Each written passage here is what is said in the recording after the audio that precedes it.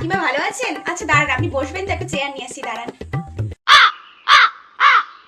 সবই তো কেচে দিলাম, পাপোশটা অনেক নোংরা হয়েছিল, আগের দিন দেখেছিলাম।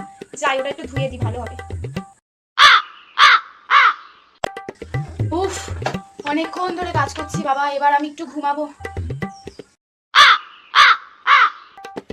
শোয়ার তো আর জায়গা পেলাম না, নিচেই বসতে হবে।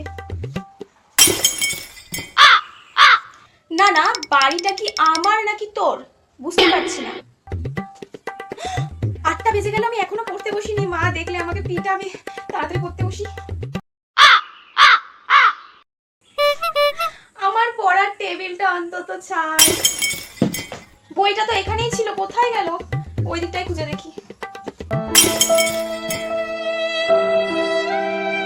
सारी उम्र मैं जो कर जा बड़े आ रहा तेरे